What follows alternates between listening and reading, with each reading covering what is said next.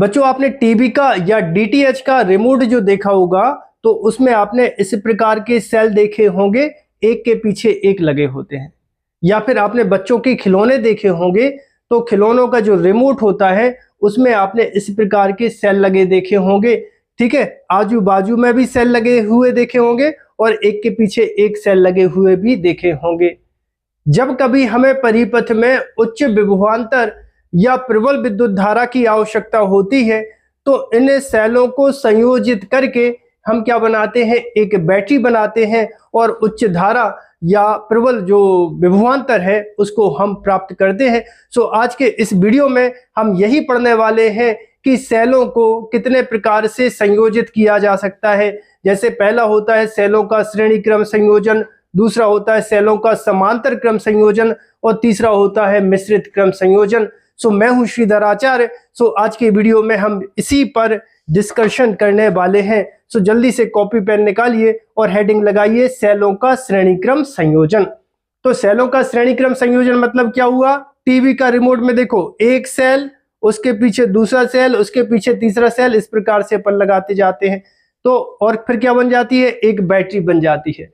तो वही बात हम यहाँ पर करने वाले हैं। जैसे यहाँ पर ये अपन ने एक सेल लिया और ये सेल का बड़ा वाला डंडा होता है पॉजिटिव और छोटा वाला होता है नेगेटिव। तो ये एक सेल हो गया। अब जो सेल है इसके दोनों इलेक्ट्रोड एक विद्युत अपघट्य में डूबे रहते हैं, है ना, एक मटेरियल रहता है कि नहीं सेल के बीच में, तो उसका खुद का भी एक आंतरिक प्रतिरोध होता है। सो उसे सेल का आंतरिक प्रतिरोध कहते हैं और स्मॉल आर से दर्शाते हैं। इस सेल का जो विद्युत वाहक बल है वो हम ले लेते हैं क्या, ई, और सेल का जो आंतरिक प्रतिरोध है इसका हम मान ले लेते हैं क्या, आर। अब देखो बैटरी के ऋण इलेक्ट्रोड को या ऋण ध्रुव को अगले सेल के धन ध्रुव से जोड़ देते हैं। तो यहां पर हम दूसरा सेल ले लेते हैं तो ये दूसरे सेल का बड़ा वाला डंडा धन और छोटा वाला क्या हो जाएगा, ऋण, और यहां पर सेल का आंतरिक प्रतिरोध है स्मॉल आर और इसका जो विद्युत वाहक बल है कितना है, ई है।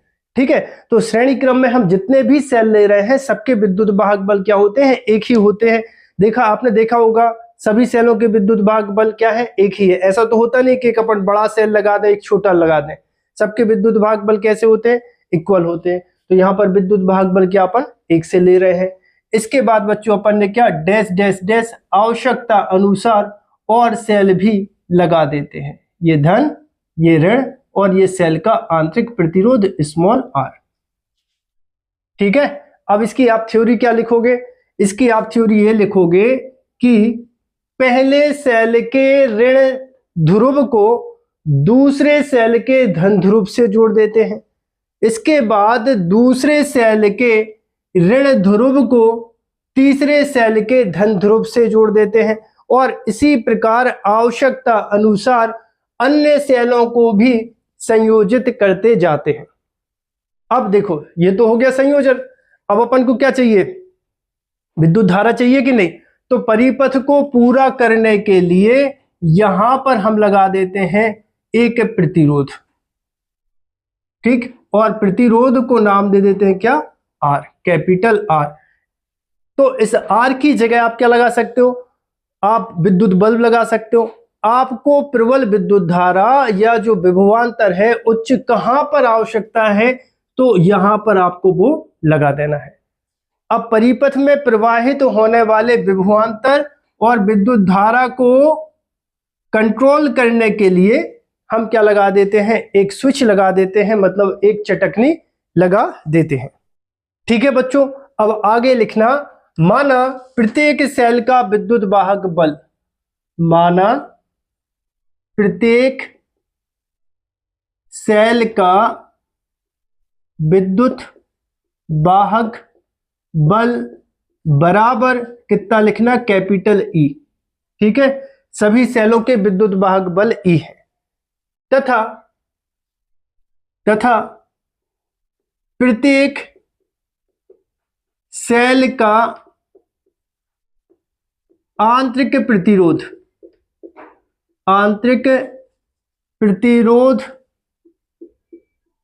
बराबर लिखना स्मॉल आर।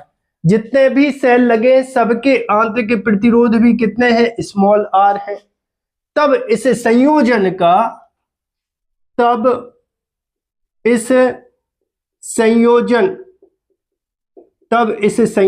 का कुल विद्युत वाहक बल, कुल मतलब टोटल, कुल विद्युत वाहक बल बराबर आप क्या लिखोगे, एन ई मतलब विद्युत वाहक बल। कितने विद्युत वाहक बल, कितने सेल ऐसे लगाए हैं उसका नंबर, तो उसको अपन क्या बोलते हैं, एन।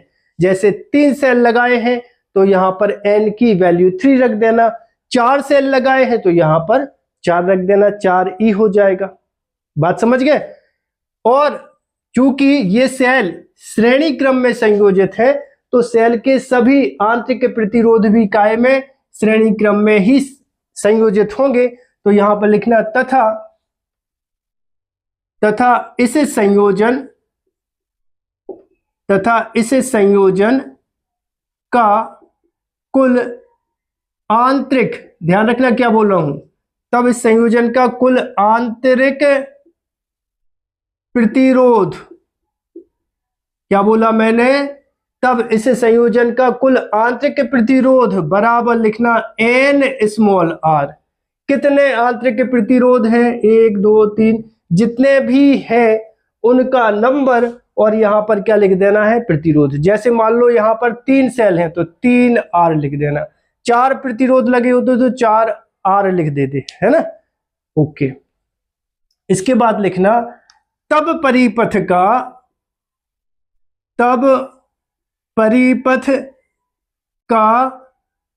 कुल प्रतिरोध, तब परिपथ का कुल प्रतिरोध। तो बेटा जब कुल की बात करी तो ये सेल के आंतरिक प्रतिरोध तो आ ही रहे हैं, लेकिन इसके साथ में क्या कुल की बात कर रहे हैं, तो एक ये लगा है कैपिटल आर, बाह्य प्रतिरोध, ठीक है, जहां पर हम विद्युत धारा को प्राप्त कर रहे हैं। तब परिपथ का कुल प्रतिरोध बराबर अपन लिखेंगे क्या, एन आर प्लस बाह्य प्रतिरोध आर। क्लियर है। अब इसके बाद लिखना तब ओम के नियम से, ओम के नियम से, तो ओम का नियम होता है बच्चा V बराबर आई आर, ठीक है।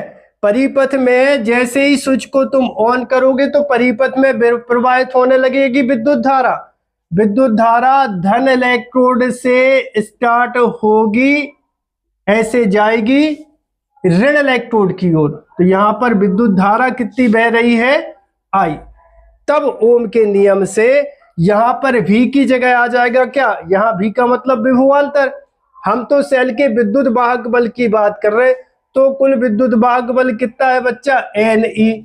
तो विभवांतर की जगह आ जाएगा कितना, NE बराबर I है विद्युत धारा, तो विद्युत धारा तो I है, लेकिन R मतलब क्या है, प्रतिरोध, और यहां पर कुल प्रतिरोध कितना है, NR प्लस कितना हो जाएगा, R।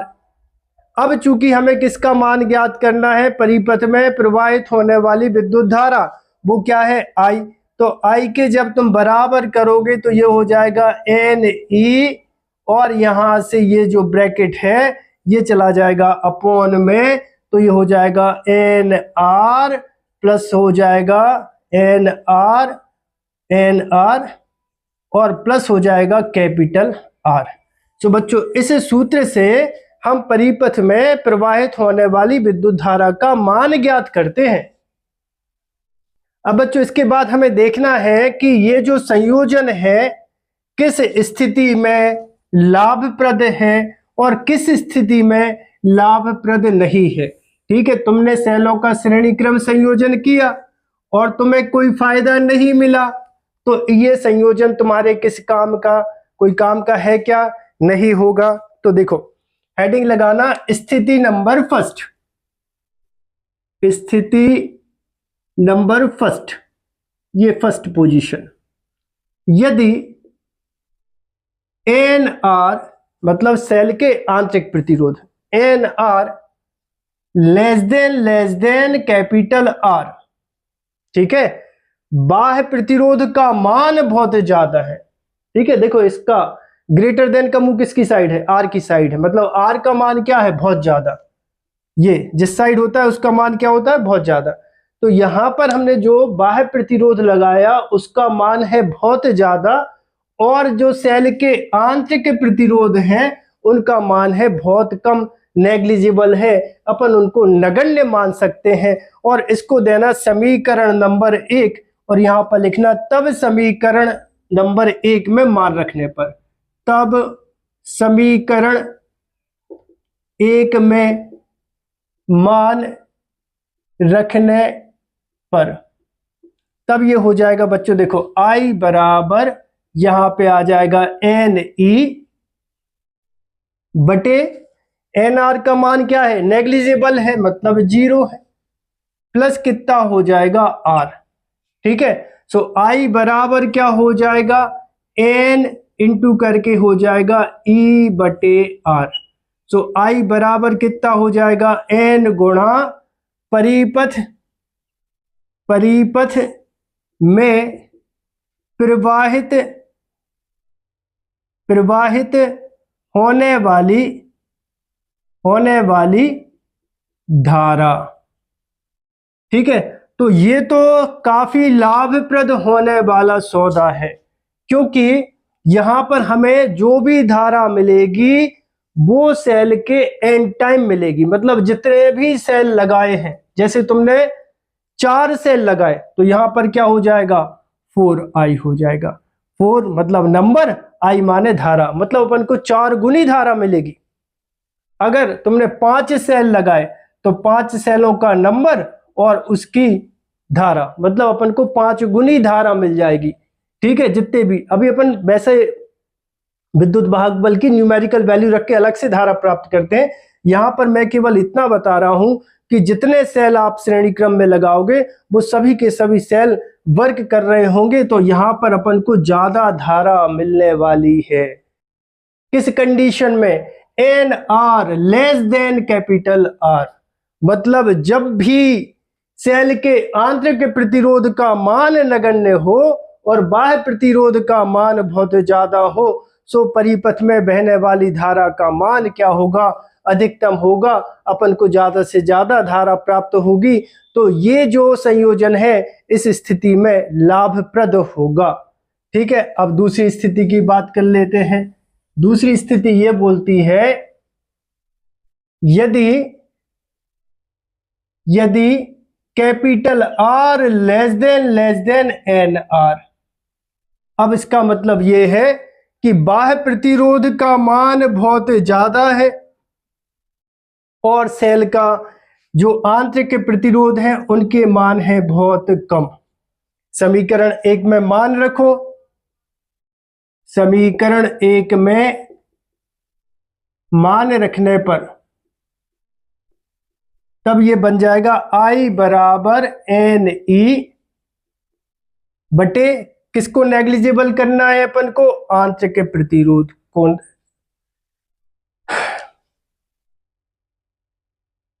किसको नगण्य मानना है अपन को, कैपिटल आर को नेग्लिजिबल लेना है, तो इसका मतलब क्या है, एन आर प्लस हो जाएगा 0। तो I बराबर कितना हो जाएगा, NE बटे एन आर, एन से एन कैंसिल हो जाएगा, तो I बराबर क्या होगी, E बटे आर हो जाएगा। सो E बटे आर मतलब क्या है, परिपथ में बहने वाली धारा। ठीक है, परिपथ में बहने वाली धारा, भाई धारा का सूत्र तो है, I बराबर कितना होता है, V बटे आर। तो I बराबर यहाँ पे V का मतलब क्या है, E है, और यहाँ पर R का मतलब सेल का आंतरिक प्रतिरोध है। तो यहाँ पर I बराबर क्या लिखोगे, परिपथ में बहने वाली धारा। ठीक है, मतलब इसका कॉम्बिनेशन का कोई हमें फायदा होगा नहीं, चाहे आप 1 सेल लगा लो, चाहे आप 1000 सेल लगा लो, एक सेल के बराबर की धारा ही परिपथ में प्रवाहित होगी, चाहे सेल जितने ज्यादा भी आप लगा लो। तो ये जो स्थिति है ये लाभप्रद नहीं होगा। आप इसकी थ्योरी ऐसे लिख सकते हो कि कैपिटल R मतलब बाह्य प्रतिरोध लेस देन NR। तो इस स्थिति में परिपथ में प्रवाहित होने वाली धारा एक सेल के तुल्य विद्युत धारा परिपथ में देगी, अतः यह जो संयोजन है वो लाभप्रद नहीं है। सो ये दोनों स्थिति आपको ठीक से याद कर लेना है। ये ऑब्जेक्टिव टाइप में कई बार पूछा जा सकता है और डेरिवेशन तो आती है। सो आई होप आप सभी को वीडियो पसंद आया होगा। यदि आप सभी को वीडियो पसंद आया हो तो चैनल को सब्सक्राइब करें, वीडियो को लाइक करें, वीडियो को अपने दोस्तों के साथ शेयर करें। मिलते हैं बच्चों अगले वीडियो में।